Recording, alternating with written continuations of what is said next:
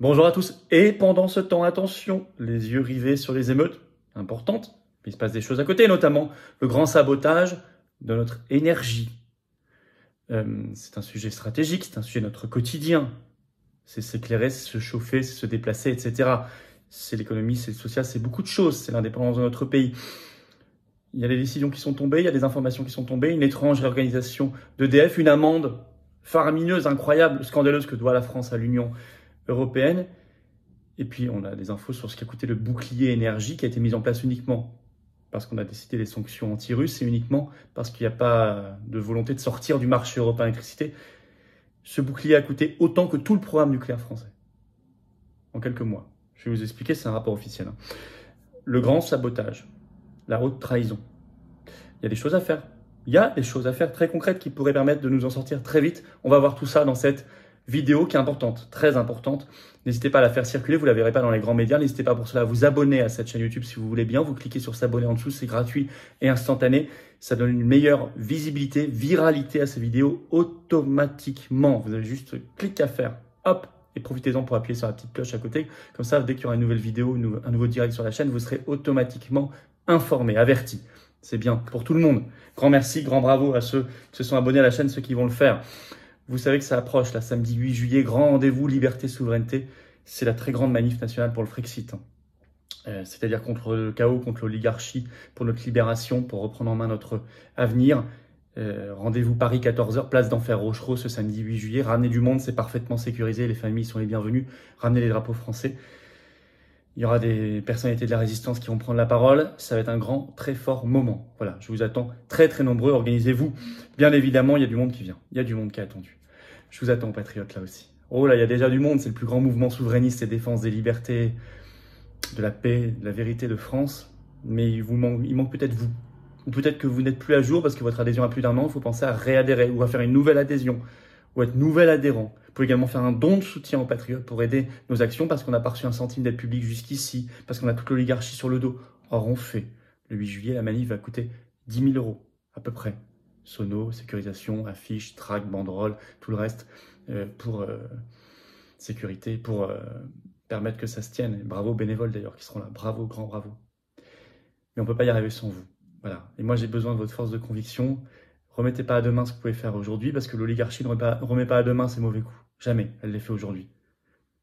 C'est beau de se battre pour quelque chose qui nous dépasse. Notre France, notre humanité, les générations qui viennent. C'est très beau, mais il faut le faire ensemble. Alors, comment on fait pour adhérer, réadhérer?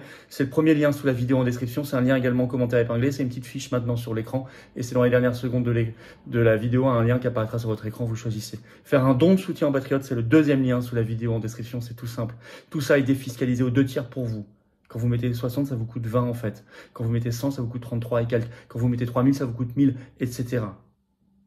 Bravo. Bravo aux donateurs, aux réadhérents. Bienvenue aux nouveaux adhérents patriotes. Alors, énergie, la grande casse, le grand sabotage, j'ai envie de dire, parce qu'il y a une action concrète voulue en douce, avec des révélations fracassantes, par une équipe macroniste qui fait l'inverse de ses discours, vous allez voir. D'abord, on sait enfin le scoop scandaleux et faramineux du bouclier énergétique. On le sait parce qu'il y a un rapport d'information de la Commission des finances du Sénat qui a été déposé le 27 juin dernier. C'est sur le site du Sénat, vous pouvez le trouver. Il parle d'ailleurs dans son titre, je cite, de l'usine à gaz des aides énergie. On y apprend, tenez-vous bien, qu'entre 2021 et 2023, donc tout le temps de bouclier énergie, les mesures prises ont coûté, je cite, près de 85 milliards d'euros. Je cite toujours, soit presque autant que le coût de construction du parc nucléaire français, 96 milliards, 85 versus 96, pour tout le parc nucléaire français. C'est délirant. Je vais vous expliquer le détail de certains de ces coûts, du plus gros de ces coûts, en lisant un extrait. Les boucliers et amortisseurs à eux seuls devraient coûter près de 40 milliards d'euros. À ce montant pourraient également être ajoutés les 18 milliards d'euros de pertes de recettes fiscales pour l'État en raison de la minoration des tarifs de l'accise sur l'électricité en 2022 puis en 2023, ainsi que les 8 milliards d'euros de charges assumées par EDF au titre du relèvement du volume d'Arenh en 2022. Tout ça, c'est quoi? Ouais, c'est l'usine à gaz pour faire deux choses. Un, pour rester à tout prix dans le marché européen de l'électricité, qui d'ailleurs, allez voir mes vidéos précédentes, n'a pas été réformé contrairement aux promesses annoncées. Et ça, je vous l'avais dit, parce que l'Allemagne bloque tout. Et 2, pour payer les sanctions anti-russes décidées par l'Union européenne que la France ne bloque pas et qui sont dingues. Voilà ce que ça nous coûte. Ce que ça nous coûte à nous tous, hein, comme contribuables. 2, ça c'est du sabotage. C'est du sabotage de l'avenir d'ailleurs. C'est de la dette tout ça. 2, EDF, une organisation étrange qui inquiète et interroge. Alors, réorganisation en fait, elle a été annoncée par EDF ce 28 juin, c'est Reuters qui l'a relevé. Vous avez le Figaro qui a fait un article le 1er juillet, le titre « EDF se dote d'une nouvelle organisation pour son nucléaire » avec 5 nouvelles directions qui vont être mises en place, je cite. Mais, je cite toujours, cette première restructuration intervient alors qu'un plan stratégique est toujours attendu. Et c'est ça, on va voir à quelle sauce va être mangé EDF. Il devait être dévoilé en juin, là, ce plan stratégique. Mais il serait finalement prévu pour septembre, nous dit le Figaro. Et on voit le rôle en fait de 2 éléments qui vont définir ce plan stratégique malheureusement. C'est notre position en Ukraine et les contraintes de l'Union européenne. Sur ce qui peut être annoncé, je vais vous lire un extrait du Figaro pour que vous compreniez bien. Je cite, « Ces évolutions pour toile de fond. Un contexte international tendu. La guerre en Ukraine a bouleversé l'équation énergétique européenne. Parallèlement, l'Europe cherche à se doter d'une nouvelle règle de fixation des prix de l'électricité. Des facteurs exogènes qui pourraient peser sur les choix stratégiques d'EDF. » Alors, il y a un article plus explicite qui vient de sortir sur ce sujet-là dans La Tribune, ce 3 juillet. Le titre « EDF, Luc Rémont », donc ce nouveau PDG, lance une vaste réorganisation des activités nucléaires. Les syndicats craignent, je cite toujours, un retour d'Hercule. Qu'est-ce que c'est qu'Hercule? Si vous avez vu mes vidéos ces derniers mois, vous savez, c'est le plan européen de démantèlement d'EDF, qui n'est pas officiellement enterré, qui est juste gelé. Mais là, on se dit, mais est-ce qu'ils ne sont pas en train de peu à peu de revenir vers Hercule, peut-être sous un autre nom, mais le démantèlement pour répondre aux critères européens d'EDF, champion mondial, national et mondial. Je vais vous lire un extrait très clair de La Tribune, vous allez voir. Surtout, les représentants syndicaux s'inquiètent d'une potentielle 2e vague de réorganisation à venir. Cette réorganisation n'est peut-être que le premier étage de la fusée. Nous craignons, une fois les décisions prises à Bruxelles, qu'un 2e étage nous soit présenté sonnant le retour d'Hercule, annonce Gwenaël Plagne en faisant référence au plan de restructuration très controversé suspendu par le gouvernement à l'été 2021. Juste suspendu. Les arguments pour le démantèlement d'EDF sont toujours là, à savoir la dette colossale, le sujet des concessions hydrauliques qui n'est toujours pas tranché, regrette-t-il. Avec cette première réorganisation, l'hydraulique reste toujours à part, note-t-il. Qu'est-ce que c'est que la question de l'hydraulique? C'est que Bruxelles exige toujours la privatisation de nos barrages. Ça n'est pas enterré non plus. Et dans la réorganisation qui vient d'être annoncée, ce qui n'est pas rassurant, justement, ils ont mis les barrages à part, comme s'il fallait leur réserver un sort particulier plus tard. On verra plus tard. Toujours Bruxelles, en matière énergétique, la honteuse amende française à Bruxelles. Le sketch est relancé. On le sait par le site spécialisé Euractiv ce 4 juillet. Le titre « Toujours en infraction, la France négocie avec l'Union européenne pour l'atteinte de ses objectifs renouvelables ». En effet, dans un rapport publié le 26 juin dernier, la Cour des comptes européenne rappelle que la France est toujours en infraction car elle n'atteint pas ses objectifs de déploiement des énergies renouvelables, donc éoliennes, etc. pour 2020. Elle avait annoncé 23% en 2020 d'énergie renouvelable. Or, en 2022, elle en était à 20,7% selon le gouvernement. Ce qui est en soi scandaleux parce qu'avec la part d'électricité produite par le nucléaire en France, qui est énorme, nous avons déjà parmi l'électricité la moins carbonée d'Europe et du monde. Donc ça, c'est un sketch, mais qui est très coûteux pour nous. Et en plus, ça nous pousse à installer toujours plus d'hydroliennes, d'éoliennes, etc. au mépris de beaucoup de choses, vous le savez. Dans ce cas, quand vous êtes condamné, vous êtes en infraction, vous devez acheter ce qu'on appelle des mégawatts statistiques à un pays qui, lui, est en excédent. Par exemple, la France, ce serait l'Italie, on devrait lui acheter pour 500 millions d'euros de mégawatts statistiques. Qu'est-ce que c'est que des mégawatts statistiques?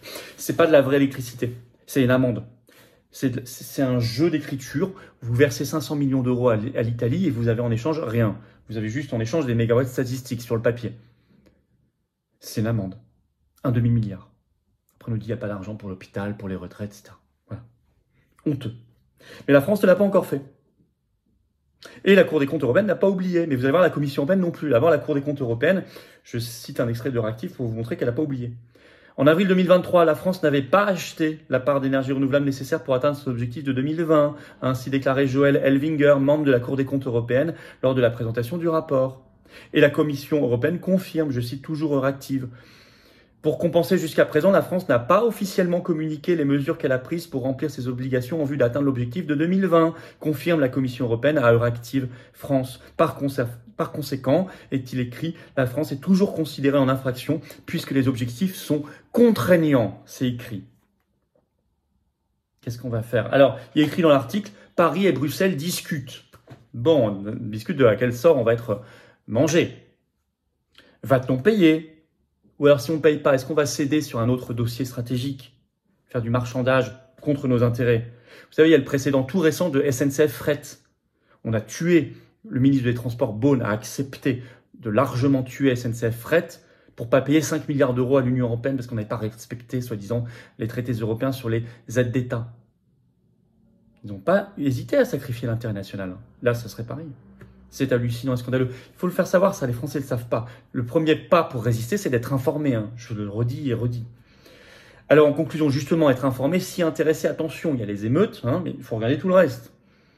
Ici, on est sur du sujet hautement stratégique. L'énergie, c'est hautement stratégique. À tout point de vue, y compris du point de vue de nos libertés, d'ailleurs, si vous y réfléchissez. Et on voit toujours le rôle dramatique de l'Union européenne qui justifie encore plus le Frexit, la sortie de la France de l'Union européenne, qu'on prône.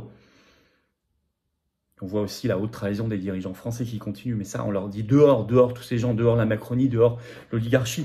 Mais ça, il faut du carburant, des arguments, de la motivation pour les gens. Et donc que les gens soient informés. Faites circuler si vous voulez bien cette vidéo, partagez-la sur vos réseaux sociaux, abonnez-vous à cette chaîne YouTube, vous cliquez sur s'abonner en dessous, c'est gratuit et instantané, ça aide à la diffusion, à la viralité des vidéos, vraiment, c'est automatique, c'est les algorithmes de YouTube qui tournent mieux. Merci à vous, bravo à vous, évidemment. Je vous attends ce samedi-là, 8 juillet, rendez-vous Paris 14h, place d'Enfer Rochereau pour le départ du cortège national, jusqu'au Palais Royal.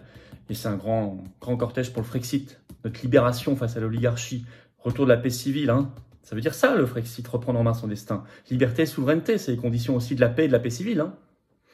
Je vous attends très nombreux. Très nombreux. Entre les insectes dans l'alimentation, le Covid-19, les contrats vaccinaux, la guerre poussée en Ukraine, la ruine énergétique, on vient de le voir, ça, les motifs pour aller manifester pour le Frexit sont nombreux. Soyez là. C'est sécurisé, bien sûr, totalement, pour tout le monde. Je vous attends, patriotes. Vous voyez ? Je vous attends, patriotes. Cette carte orange d'adhérent ou de réadhérent, si votre adhésion n'est plus annuelle n'est plus à jour, vous attend aussi. J'ai besoin de vous. Je vous le dis, très franchement, j'ai besoin de vous. On ne peut pas y arriver seul, on est la résistance avec vous, mais on a toute l'oligarchie en face, on n'a pas reçu un centime d'aide publique jusqu'ici, on n'a pas d'aide des banques, rien, mais on fait. Et on ne lâchera pas l'affaire. On fera de plus en plus. Soyez là. Adhérer, réadhérer, c'est le premier lien sous la vidéo en description, c'est un lien en commentaire épinglé, c'est dans quelques secondes un lien qui apparaît sur l'écran, vous choisissez. Faire un don de soutien en patriote, c'est le deuxième lien sous la vidéo en description, c'est juste vital parce qu'on n'a pas d'autres sources jusqu'ici de financement, on n'a rien. Tout ça, c'est défiscalisé aux 2 tiers pour vous, adhésion, réadhésion, don, aux 2 tiers. En plus, on ajoute des cadeaux maison pour certains seuils de dons, d'adhésion, de réadhésion, tout ça, c'est expliqué sur le site des patriotes, allez voir, baladez-vous et vous viendrez, c'est intéressant. C'est utile, c'est vital à la cause. Bravo aux donateurs, aux réadhérents, bienvenue aux nouveaux adhérents patriotes. Vive la France!